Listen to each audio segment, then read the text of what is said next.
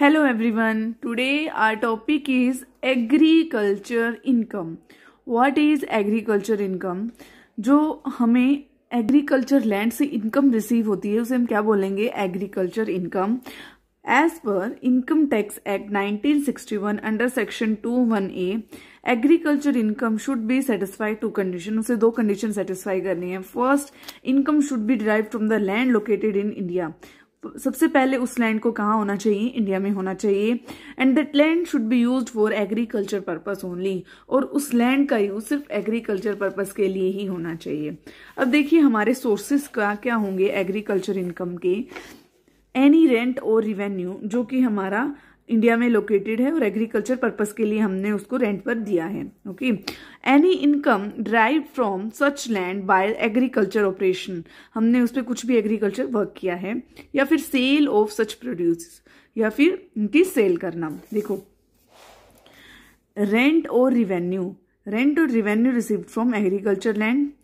Any income drive from such land bye agriculture operation और cell of such produce. क्या क्या include होगा इसमें?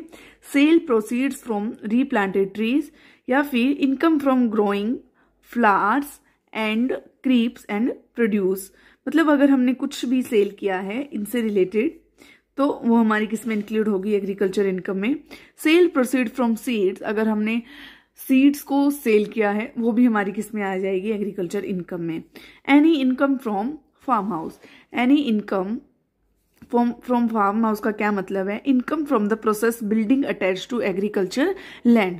वो लैंड जो एग्रीकल्चर लैंड, फॉर एग्जांपल कोई कल्टीवेटर है, किसी ने हमसे रेंट पर एग्रीकल्चर लैंड लिया है, उसके साथ हमने कुछ बिल्डिंग बना रखी है जैसे for storing and warehousing the grains. अगर हम उस वेयर हाउसेस को यूज कर रहे हैं फॉर ग्रेनिंग स्टोरेज, तो हम उसको क्या ट्रीट करेंगे? हमारी as a income from farm house. उसको भी हम एग्रीकल्चर इनकम मान के चलते हैं. देखिए एक कंसेप्ट है यहाँ पर. एक लैंड है एग्रीकल्चर लैंड, जो लैंडलॉर्ड है उसने अपने टेनेंट को एज अ रेंट पर दे दिया फॉर 10,000 रुपीज. अब जो टेनेंट है क्या करेगा? एग्रीकल्चर कर रहा है वो उस पर, तो वो क्या कर रहा है? अगर वो अपने सीड ग्रो करता है उस एग्रीकल्चर लैंड में और उसको सेल्स कर देता है, ये हमारी क्या है? Agriculture income.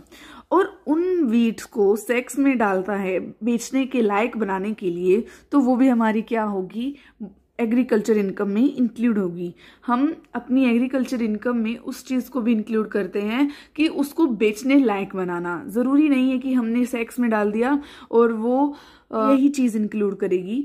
इसके अलावा अगर हमने कोई सब्जी या फिर हमारा कोई फील्ड है, कोई खेत है, उसमें अगर कोई सब्जी को ग्रो किया है और उसको वॉश करने की जो जो चार्जेस हैं, वेजिटेबल्स को वॉश करने के जो चार्जेस पे करेंगे वो भी किस में आएंगे?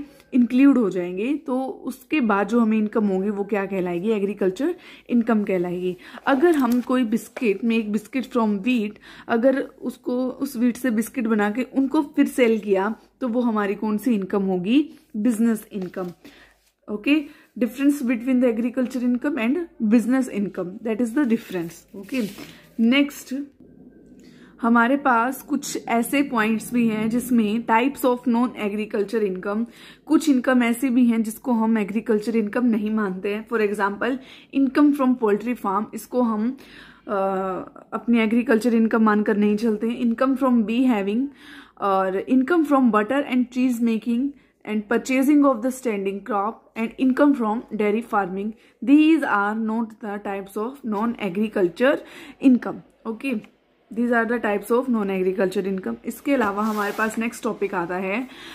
हमारे पास partly agriculture income और partly non-agriculture income. Sometime there is a composite income which is a partially agriculture and partially non-agriculture income. For determining the non-agriculture income chargeable to tax, the market value of any agriculture produce which has been raised by SSC and which has been utilized as raw material in such business shall be deducted. Okay, इसको हम कैसे treat करते हैं? जो market value है किसी agriculture produce की, जो हम एसएससी ने रेस की है, जिसको यूटिलाइज किया है रॉ मटेरियल भी अपने बिजनेस में, उसको हम क्या कर देंगे, इसको डिडक्ट करके चलेंगे।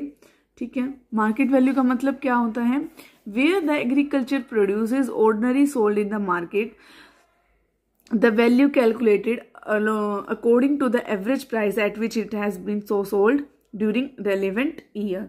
मतलब जो उस टाइम पे मार्केट का प्राइस चल रहा है, मार्केट वैल्यू। देखिए हमने क्या किया है, एग्रीकल्चर और पार्टली एग्रीकल्चर और पार्टली नॉन एग्रीकल्चर्स में हमारे कुछ प्रोडक्ट्स आते हैं जिसको हम इंक्लूड करते हैं।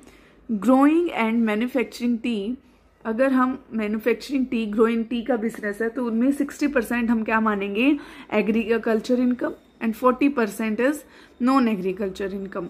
And rubber manufacturing business according to section 7A 65% का परसेंटेज को हम क्या मानेंगे, एग्रीकल्चर इनकम, और बाकी की नॉन एग्रीकल्चर इनकम, इसको हम अपनी डिडक्ट कर देंगे।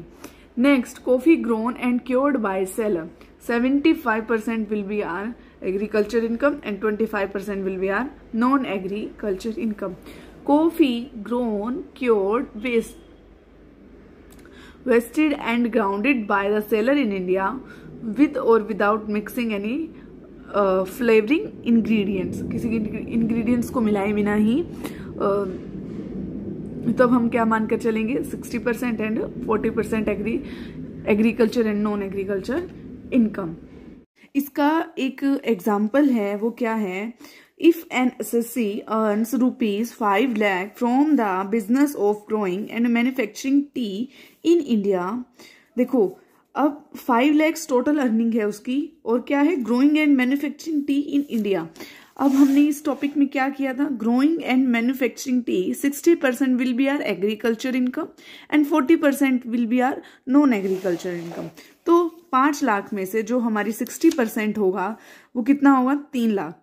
तो क्या हुआ, वो हमारा agriculture income, and remaining 2 lakh will be are non agriculture income, जिसको हम बिजनेस इनकम के नाम से भी जानते हैं।